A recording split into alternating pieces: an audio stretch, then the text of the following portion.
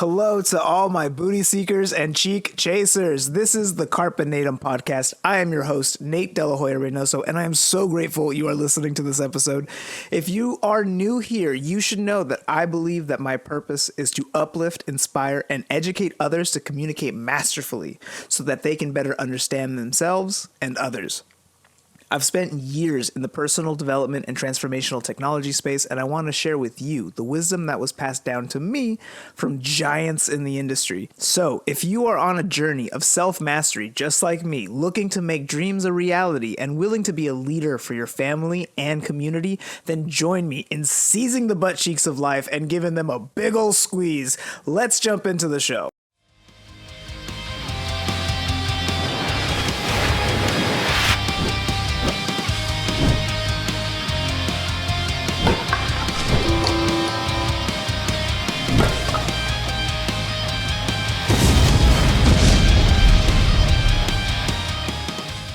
I think it would be a fun idea to dissect my intro, because in that intro I say, my purpose is to uplift, inspire, and educate others to communicate masterfully so that they can better understand themselves and others. So what do I mean by that, and why do I want to do it in the first place? I came to the conclusion that that was my purpose by using an exercise that I learned from Jack Canfield. Through that exercise, I was able to determine what skills that I have, that I know that I can bring to the table, and what do I want to use those skills to do.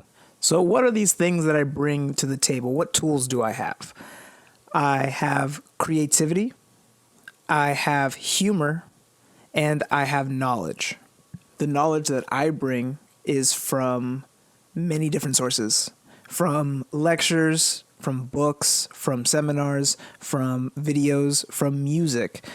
Anything that I've learned that I believe brings benefit to others, I have the capability of sharing with those who are willing to listen. My creativity allows me to assess situations from different perspectives, as well as the ability to come up with creative solutions for problems I'm facing or my team is facing. I believe I have a great sense of humor, and I enjoy making other people laugh. That's another reason why I do comedy and do stand-up. Let's be honest, it's mostly for the external validation, but I do love making others laugh. And if you really want to get introspective about it, in stand-up comedy, I am using my creativity, knowledge, and humor in order to entertain a crowd, make someone laugh. And that's great, and it's definitely something that should be done more and more, because joy and humor is something that everyone should experience frequently. But what else can I do with my capabilities that could help more people? I grew up an only child, so I've always had an idea that I have to take care of myself first. And to be honest, everyone should take care of themselves first. I know there's a lot of parents who say that they have to take care of their children before they take care of themselves, or they have to take care of everyone else before they're able to take care of themselves. I don't believe that is the right way to live your life. You should be taking care of yourself first. And this was a lesson that my dad taught me when I was really young, and he has always kind of reiterated it in different times in my life, but he's told me that I should take care of myself first, second, and third, and then worry about everyone else. And I always thought that was kind of like a selfish way of thinking, but if you really look at it, how am I able to help others if I can't help myself? When an oxygen bag deploys when you're in an airplane, they don't tell you to put the mask on someone else and then yourself. They tell you to mask up first, because what good are you to others if you yourself are not able to breathe? So the reason I say that is you should take care of yourself first. You should make sure that you are in the best possible state that you can be in physically, mentally, emotionally, and spiritually. Then it moves on to the people closest to you. This could be your kids. This could be your significant other, your spouse, your partner, whoever it may be. They are a direct extension from you. So once you have your needs taken care of, take care of the needs of your family, of your closest families, of those who matter the most to you. Okay? Not everyone can fit on the boat, unfortunately. So the ones that can, those are the ones that you have to take care of after you are taken care of. From there, work to get to a point where you can take care of more than just the ones immediately around you. Okay? From there, continue that growth until you're able to extend it to outside family, outside work, outside friends circles. Wouldn't it be nice if the abilities that we have today could help not only just yourself or your wife or your kids, but the whole world and everyone on it? Wouldn't that be amazing on so many levels? Just thinking about it that'd be insane. That's something that you do, because it sometimes feels like life can be very meaningless and you feel so insignificant as a single one person human. Like, how am I to affect the world around me? Well, it begins with taking care of yourself, and then it moves on to helping more and more and more. One of my favorite quotes is, "Tend to the garden you can touch." Now, through podcasting, I am able to touch a much larger garden because I can do what I can to take care of myself, and I can do what I can to take care of my family. But at some point, I do want to help more and more people live their best life, unshackle themselves from their own thoughts, and allow them to live the best experienced life that they can. Take no regrets to the grave. Die with a sense of knowing that the time you spent on this life wasn't for nothing. It impacted your ability to influence and leave behind a legacy of love and kindness. I want that for every single person on the planet. And I know that's a grandiose statement, but I do believe it. So when I go back and I think to myself, I can use my creativity, my humor, and my knowledge, not just to make people laugh, but educate, uplift, and inspire.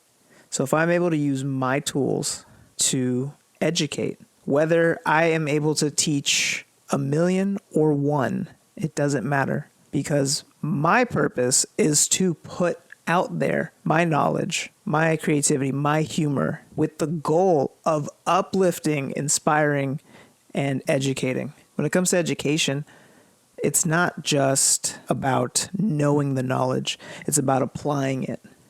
And I honestly believe what's true for me is true for me, not for the person listening to this. It may resonate with you, but what's true for me may not be true for you, and that's fine, because everyone has a viewpoint, and everyone's viewpoint is valid. Maybe not to me, but to the person that holds the viewpoint. What is the point of me learning all these things about personal development, about success, about financial literacy, all these things that brought so much benefit to me? I would be doing a disservice if I took all of that information to the grave. I would also be doing a disservice if I didn't implement and act upon the lessons that I was taught, the learnings that I've picked up, and the promises I made to incredible teachers to do better for myself, to do better for my family, and the promise to be at service for the greater good of all. Why do I want to inspire people so bad? Because I can't make you do anything. I can't force you to read books. I can't force you to change your lifestyle, get up in the morning, run 100 miles. I can't force you to do anything. At the end of the day, that all falls on you. So maybe something I say resonates with you. Maybe there's something in my voice that sparks something inside you, and all of a sudden you're moving yourself to something more productive, more beneficial. It could be a better state change. It could be a better environment. It could be the drive to do something new that you wish you would have started sooner. Whatever it may be, I can't force you to do that thing that you want to do or that result that you want. I can't give it to you. You have to go and get it. So if I can't force you to do something, if I can't physically move you myself, maybe the words that I have, the ability that I have to send out my voice to the internet so that more people can hear me speak, and maybe that gets someone off of their ass. If I'm able to inspire and ignite a flame inside you to do better, then I believe that I've done my job. Not only do I hope that you succeed in the endeavor that you take, but I hope that something I say enables you to then help someone else, and we continue that process until everyone in the world is getting the help that they need, the resources that they need, the education they need in order for them to live their best life. I'm judging myself here because I know for a fact that people will listen to statements like that and say, that's corny, it's all BS, you're full of it. If it's true for you, then it's true for you. But what I believe is true for me is also true for me. And that's the beauty of it. So if I believe that my purpose is to educate, uplift, and inspire, then that's what I'm going to do. But what do I want people to do specifically? What would make the world a perfect place? An ideal utopia, which is theoretically impossible. There's too many variables for a perfect utopia unless you have a group of very homogenous type people. It just would never work. But let's just say, for the sake of pretending and using our creativity, let's think of a way that we could move towards a utopia for all living beings. What would that look like? And what would the tool be? So, in my opinion, I believe to get to a place where everything is perfect, we would need to communicate masterfully, not only with other people, but with ourselves, with our environment. I truly believe that the words that you use, either out loud or in your head, play incredible factors in the way your life is currently. I catch myself all the time failing at this because sometimes I'll make a small mistake and the first thing I'll say to myself is, I'm so fucking stupid. Why is that my initial response? Why is that the first thought that I have over something menial? It'll be something along the lines of, I forgot to press start on the espresso machine and I went to go get my coffee and the coffee wasn't there. I'll say something negative to myself, and I know I'm not the only person that does that. There are plenty of people who something happens to them and they make it so personal. They say something negative about themselves, like without even thinking about it. They'll say something negative, and to some people that seems insignificant. It's one little whisper, or it's one little thought, but isn't that incredible that that's the first thought that comes up? At least for me, I know that me calling myself stupid doesn't make me stupid. I have things to prove my level of intelligence, my level of understanding, my emotional intelligence. There's a way to prove and test it. I know that I don't score low on those metrics. But if I forget something, the first thing I tell myself is I'm so fucking stupid. Like, wow, that's my communication with myself. If that's my unconscious behavior and those are my intrusive thoughts, something internal is not aligned. I am not stupid. I have to tell myself that I'm smart, that I'm loved, that I'm accepted. I do affirmations often enough that I can say that I do affirmations, but man, do I need to do them more, because the communication that I have with myself isn't always pretty. And I would invite you to check in with yourself and see what kind of communication you are having with yourself. Words truly manifest into reality. So when I say that I want to teach people or inspire them or uplift them to communicate masterfully, what I'm trying to say is that I want people to have awareness that their words, their actions have an effect on their well-being as well as the environment and the relationships that they maintain. when it comes to all the conflicts that are happening, there's wars happening, there's fights, revolutions. I believe all of those stem from lack of communication or a miscommunication. And communication could be an exchange of energy. It could be an exchange of business. It could be nonverbal. We're not just talking about words, but true understanding where the communication that is sent out is the same one that's received. Miscommunication is what I believe leads to people thinking that they cannot live with someone else that doesn't share their exact same beliefs. A lot of divisionism, a lot of people right now angry at other sides for not believing what they believe in, truly believe that they cannot exist at the same time and space as this other person just because maybe one or two things that they disagree with. A lack of communication means that there will never be an understanding of what they have in common between them. And this can be applied to any relationship, whether it be a relationship of country to country, person to person, child to parent. It all follows the same rules, where if there's a lack of communication or if there is a miscommunication, it will lead to a negative output, something that ends up harming more than it does helping. A parent that hits their child saying that they did it so that their child wouldn't end up fucked up. What is that parent communicating to the world? What is that parent communicating to that child? And if that child receives that message, what's stopping them from continuing to spread that message to their children?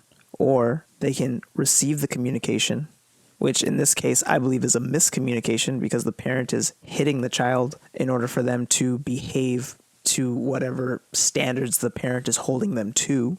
If the communication was received and interpreted as like, okay, this is something that I would not want to see my child go through. And the hope is that they break the cycle and don't let the actions of hate continue to move down generationally. Let's move on back to the idea of a perfect world. If we are to get to that place, then we as a species, as a race of humans, we have to develop ourselves to a point where we can communicate with each other without any interference or miscommunications. And with that, I genuinely think it'll solve all of the problems in the world. But that's my fantasy. That's just my belief. Then it goes back to, if it's true for you, then it's true for you. And what's true for me is that my purpose is to use my creativity, knowledge, and humor to uplift, educate, and inspire others to communicate masterfully so that they can better understand themselves and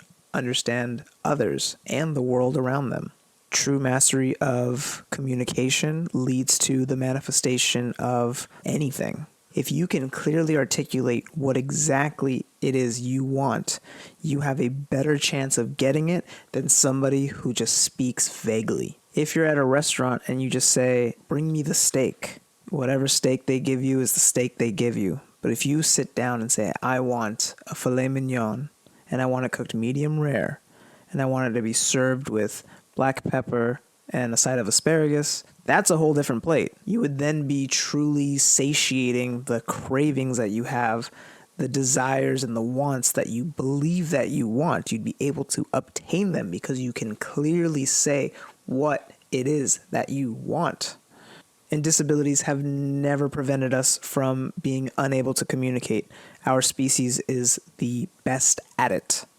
Those who are deaf, those who are blind, have all figured out ways to read and communicate and do other things that their disabilities would have prevented them from ever doing generations ago. And if you are someone who is blessed with the ability to listen, to learn, to speak, you should do everything in your power in order to cultivate the ability to speak and communicate masterfully. And maybe you can't speak. Then make sure that the words in your head empower you, bring you benefit, push you to move forward instead of turning back and retreating. There is a way to communicate even better than you do now. Even those who have decades of experience continue to learn and improve because it is an ongoing thing that needs to be maintained like a muscle in your body. So me doing this and these podcasts are helping me flex my muscle and get my communication muscle pumping. I had never made the realization that stand-up was fulfilling what I believed was my purpose and using those three things until I said it on the podcast. That's real-time learning, real-time benefits right there. Through the practicing of communication, I am better understanding myself. And I want to thank you for giving me the opportunity to exercise my communication by being a listener. Thank you so much for listening to another episode of the Carpe Natem Podcast. If you loved this episode, please consider leaving us a positive review on Apple Music or iTunes. It takes 30 seconds for you, but for us, it helps spread positivity to more people during these chaotic times. It helps build a community, and it makes me smile from ear to ear.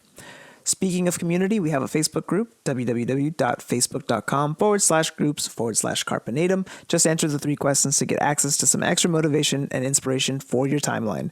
If you would like to support the podcast, screenshot this episode, share it to your story, and tag me on Instagram at Carpe Natem114. That's going to be my handle across all platforms, including TikTok, if you would like to give me a follow. If you haven't already, please rate us and subscribe on Spotify or anywhere you enjoy your podcasts. And lastly, you can find all the episodes linked to resources and opportunities for coaching and mentoring from me at carpenatem114.com. I cannot thank you enough for spending a part of your day with me. You are all rock stars taking the necessary steps to be your best self, willing to do whatever it takes, and ready to grab life by the butt cheeks. So until next time, this is Nate De La Hoya-Reynoso signing off.